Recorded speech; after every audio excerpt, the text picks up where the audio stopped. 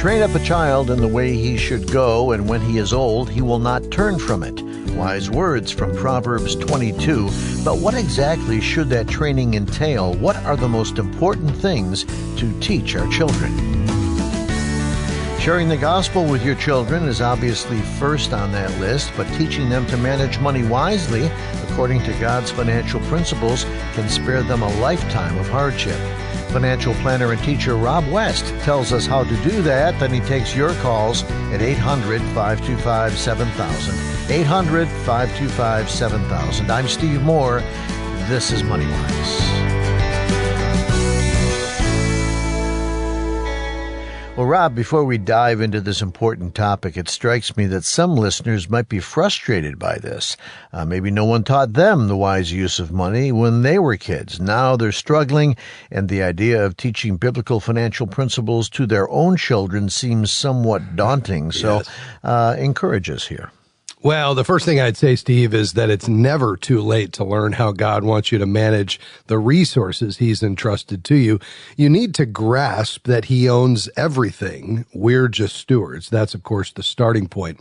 Then I'd recommend you get a copy of Howard Dayton's Your Money Counts. It's a great primer on biblical finances and very readable. If your children are old enough, you can go through it together, learning and talking about the lessons as you go. You can get that on our website at MoneyWise.org, and you'll find some other great resources there too. If you need help setting up a budget, you can sign up with one of our volunteer coaches there. As you're doing these things, think of ways you can share your newfound knowledge with your children. I would say don't overload them with too much information. Keep it simple. Try to make it fun. Of course, make it practical and relatable, and always praise them for being attentive and learning. That's for sure good advice. All right, what exactly do we teach them? And I assume you want to keep things as practical as possible here. Well, that's right. Kids do better in the hands-on world than with abstract things, depending on what kind of learner they are. So the first thing you want to teach them is a simple budgeting process. 1/3 for saving, 1/3 for giving, and 1/3 for spending. The idea is to teach them to manage their own money. And once they realize that money is limited, it doesn't grow on trees, they'll spend it more carefully. Encourage them to tithe and give, to put their own money in the collection plate. Encourage them to give something to missions and other ministries of their choosing. The last part is very important. I would say you need to guide them, but let them make their own decisions. As for the saving component, that can be for a larger goal, a video game or trendy clothing, someday maybe for a car or even for college. What do you know about trendy clothing? Okay, sorry, Thank you very much. Just an aside there. Okay, the kids are budgeting and managing their money wisely, but where's that money coming from? Well, birthday and Christmas gifts from grandparents and other relatives is one source, probably when they're a little older, though. For the most part, it will have to come the old-fashioned way, by earning it. If you want to give them an allowance, that's okay, but attach some regular chores to it, like making their bed or helping with the dishes. Reward them with money, but also praise them for fulfilling their part of the agreement. Should they not complete the assigned chores, calmly tell them some or all of their allowance is withheld until the task is complete. That way, it's a real-world experience. Remember, you're training future adults. You can also set up a job list for the kids with dollar amounts specified for certain tasks. This is above and beyond the allowance. For instance, if they want to rake the yard for so many dollars, that sort of thing, the harder the work, the more it pays. Then let them choose what to do. Before long, you might just have a very hardworking youngster on your hands, and that would be a great thing. Okay. Good things for us to do or to teach them, but is there anything we shouldn't do? Well, yes. First of all, never reward them for whining or begging. That's a tough habit to break once a kid learns that it works.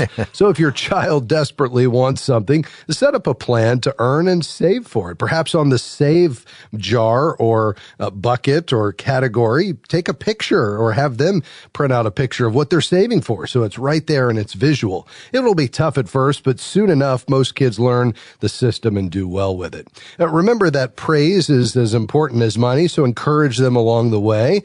And as you learn new things about managing money God's way, share those biblical principles with your kids. Yeah. So don't forget, Isaiah 54 tells us, all your children shall be taught by the Lord, and great shall be the peace of your children. And if I may, as the oldest guy in the room, let me remind you that this is a process. If your kids don't get it at first, that's okay. There'll be lots of other days, lots of other opportunities. It's a process. Keep that relationship strong. This is MoneyWise. He's Rob West. I'm Steve Moore. Back with more after this.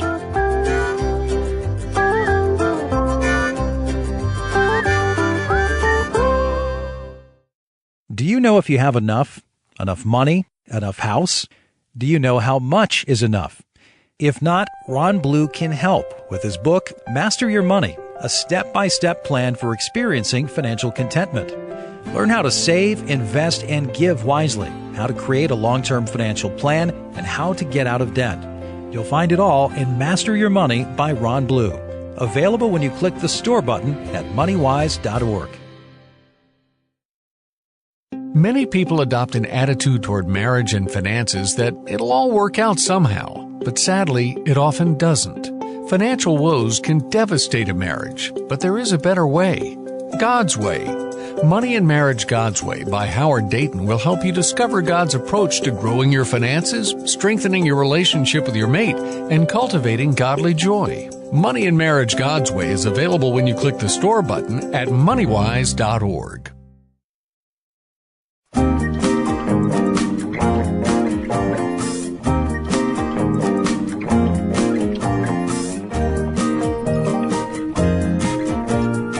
You're listening to MoneyWise with Rob West. I'm Steve Moore. Our number is 800-525-7000.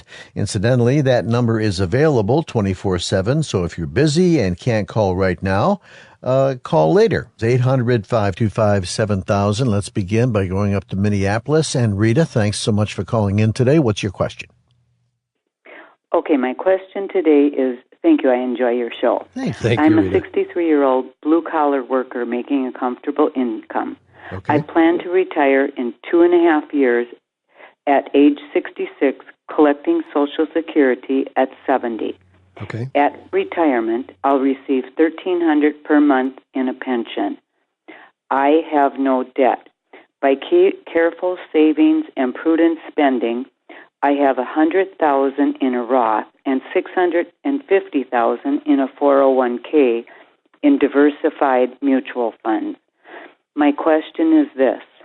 With the volatility of the markets, I don't want to lose what I work so hard for. What I am thinking of doing is putting aside $200,000 in a savings or treasury so that if the market gets bad, I can leave the rest in the market and wait out the volatility by prudent spending of that $200,000 for the next 4 to 5 years. Yeah. Well, first of all, Rita, let me just say congratulations for being so well planned. Clearly, you have been disciplined in your approach to managing your investments and your financial affairs. You've lived well within your means. You're debt-free. You have this well thought out. You've obviously been a diligent and disciplined saver.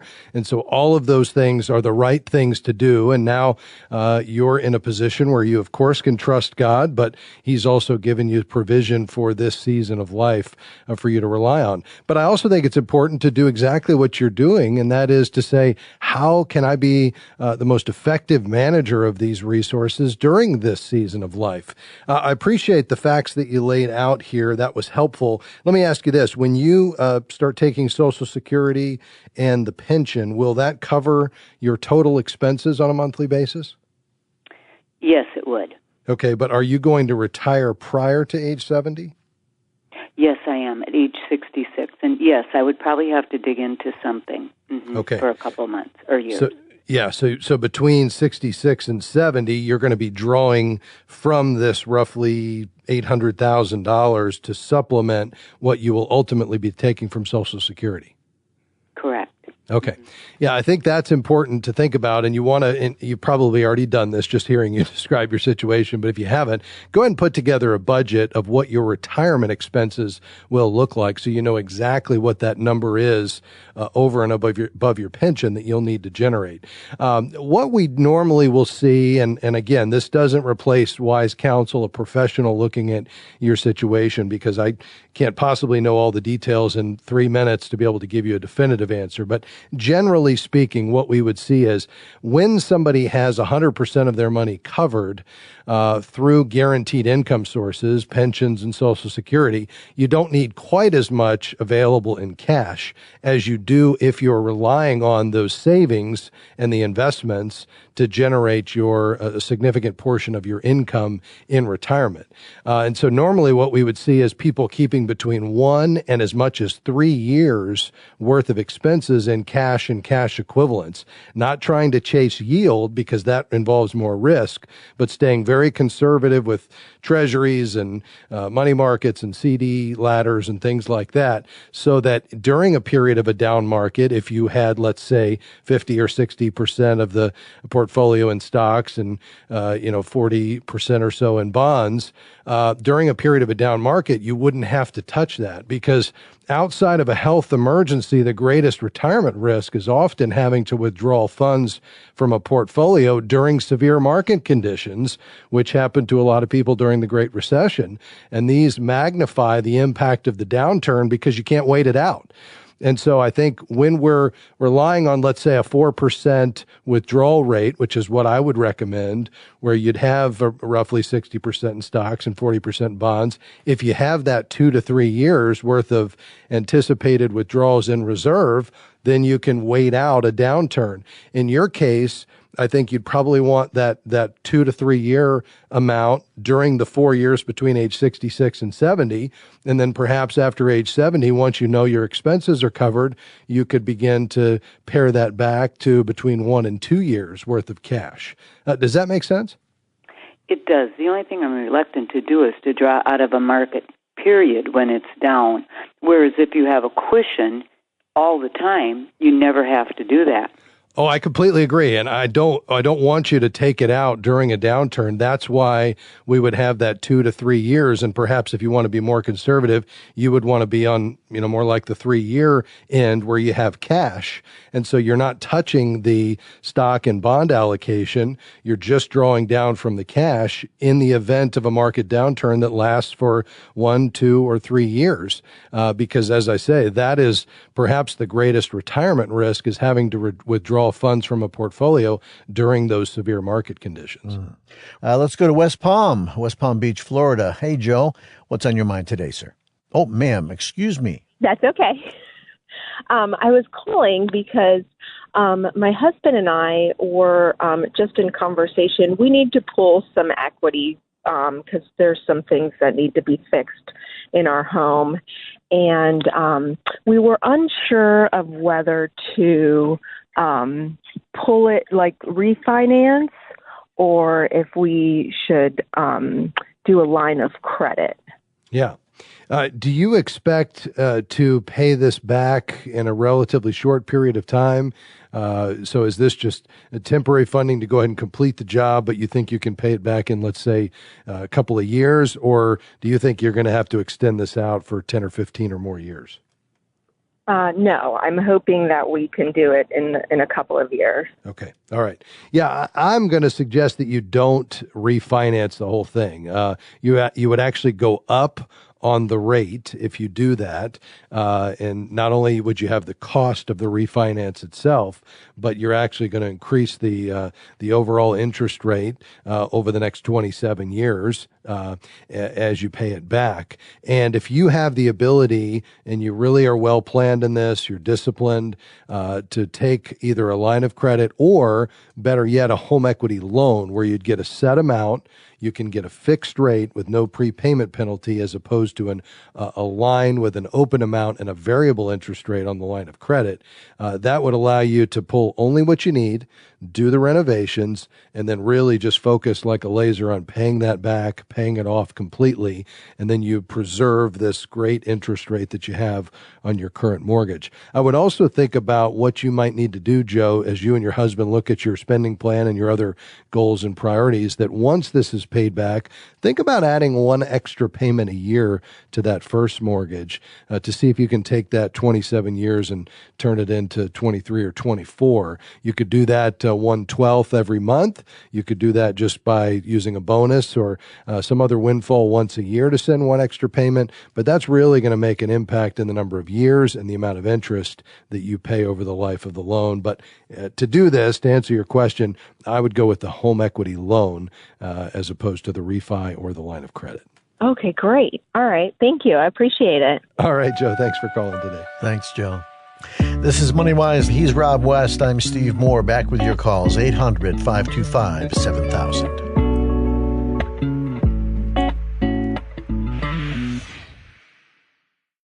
Would you like your life to be infused with joy? Would you like to interject an eternal dimension into even the most ordinary day? Author Randy Alcorn says you can when you discover the Treasure Principle. In a concise, power-packed style, this newly revised and updated book offers a 6-step plan to finding the immediate pleasure and eternal rewards of the Treasure Principle. And once you discover it, life will never look the same. The Treasure Principle is available when you click the store button at MoneyWise.org. Our friends at Sound Mind Investing have been helping Christians reach their financial goals since 1990 with step-by-step guidance for investors just getting started, making choices in a 401k, or getting ready for retirement, all grounded in God's Word. The SMI slogan is Financial Wisdom for Living Well. More information is available online at soundmindinvesting.org. The SMI website also includes articles about common money management and investing topics. soundmindinvesting.org.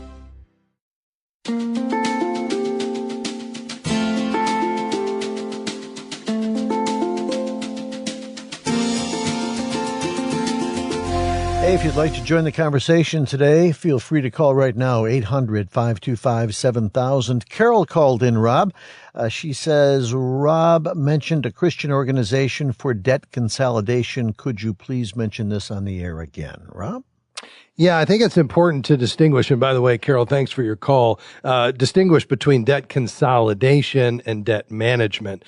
We don't recommend debt consolidation where basically you're taking debt and replacing it with a new loan. So you might go and get a loan from a bank and roll all your credit card accounts into that new loan, or worse, you take out a home equity line and roll it all over there. I'd rather you stick where you're at, use the debt snowball, or use debt management, which is perhaps, Carol, what you're asking about. We really like and have great friends at Christian Credit Counselors. They've been doing this for decades. They're believers. They'll come alongside you and they'll use a debt management program, which is pre-negotiated lower interest rates with the credit card companies.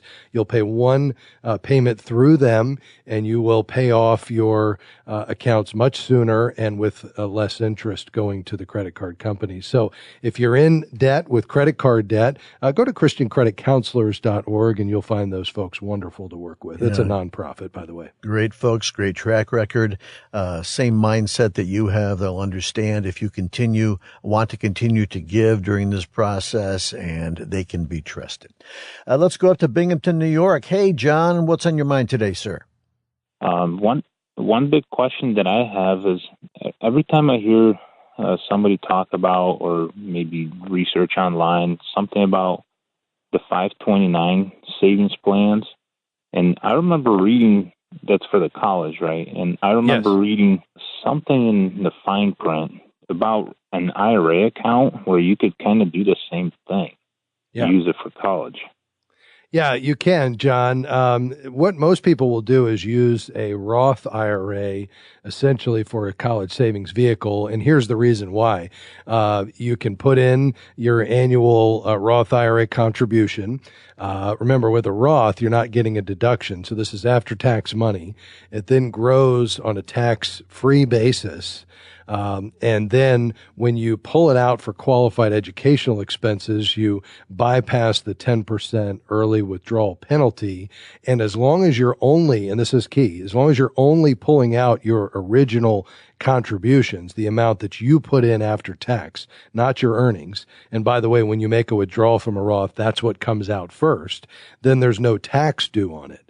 The benefit, well, a lot of people will say is, well, I can essentially save using the Roth, and if the money's not needed, then it's already there, and it's not very difficult to get back out. I just let it ride. The downside is that you have this Roth contribution limit, whereas, the contribution limit for a 529 is a lot higher. It's dependent upon your state, but it can be as much as, $300,000 a year. So you basically have an unlimited amount you could put into a 529. So it's an effective savings tool, and it acts like a Roth IRA. After-tax contribution, tax-free growth. There's also some nuances around how the money coming out is treated with an IRA in terms of being counted as income against financial aid. So if you perhaps are going to qualify for financial aid, you need to understand that. But at the end of the day, my preferred approach is to use a Roth IRA for retirement savings and not pull it out, because I'd rather it grow for the next 20 or 30 years for your retirement, and then use the 529 for the college savings, which is going to act like a Roth, give you preferred treatment on the FAFSA, give you the ability to save as much as you need to save with college expenses rising. And then if you don't need it all, you either redirect it to another child or yourself for educational expenses, or you can pull it out directly proportionate to scholarship awards if that's the situation. So although Roths can be used effectively, I'm not saying they aren't or can't, I would prefer you to keep your Roth investing for your retirement and keep your 529 investing for your college savings. Gotcha. Thank you. All right, John. Hey, let me mention one other thing. If you want to learn more about this, my favorite website for college savings, where all this is explained, is savingforcollege.com. Savingforcollege.com. You can also check out which 529 plan is best for you based on whether you should use the one in your state or you should go out of state. And they're all rated there at savingforcollege.com. John, we appreciate your call. Thanks very much. Cheryl in Chicago, Illinois, what's your question? I'm calling about what is a HELOC. I just recently purchased a house, so I bought it later in life because I'm 58, so I plan on trying to work until I'm 70, Lord willing, if I got my health and everything. But with me just purchasing the house, that will be my biggest debt that I have going into retirement. I've been listening to you guys. I've got the credit cards down, so my biggest thing would be the mortgage. And I'm getting stuff that's saying they'll help me pay off my mortgage sooner if I do a HELOC. Yeah. Interesting. Well, it's a complicated strategy. I'm not a fan of it, Cheryl. Basically, HELOC stands for Home Equity Home Equity Line of Credit, which is essentially debt collateralized by your home. The primary difference is in the way the interest is calculated, with a simple interest loan versus an amortized loan, which is what you have with a mortgage. The simple interest is more effective. The problem with the HELOC is you're going to have a variable rate, and so that rate is going to be moving up and down, and you're going to put yourself in a position like we're in now, where while rates are heading higher, you're not going to know, what that rate is, and you could end up paying more over time as those rates trend up, versus locking in a traditional fixed mortgage and then, just making your payments as quickly as you can, certainly paying the minimum, but then adding perhaps a bit to that each month, or at least once a year, to try to get the payoff to happen quicker. If you just make one extra payment a year, Cheryl, you'll take a 30-year mortgage and reduce it, depending on the interest rate, to about 26 years. So you'll knock off 4 years. So that would be my preferred approach. There are other nuances of this strategy for folks that are recommending replacing a traditional mortgage with a HELOC. I'm just not a fan because of some of the risk involved in doing that. Okay, I appreciate it. Thank you. All right. Thanks for calling. We appreciate it. Thanks, Cheryl. Rob West, always a great pleasure, sir. Thank you for your time, and we'll come back tomorrow and do it again. Very good, Steve. Thanks. All right. Thanks, Rob. Hey, want to read a good book on money? Then let me suggest the original good book, the Bible. There are over 2,300 verses in God's Word that reference money and possessions, so you know that the subject is important to God and therefore should be vital to us. Our partners at the American Bible Society agree, and that's why they've produced the Financial Stewardship Bible. So if you'd like to apply God's Word and wisdom to your financial life, I urge you today to begin with the Financial Stewardship Bible, and you can see and order a copy when you visit us online at MoneyWise.org. Well, that's it for today. We're out of time. For Rob West, I'm Steve Moore. Thanks so much for listening. Please, we're hoping you'll come back and join us again next time.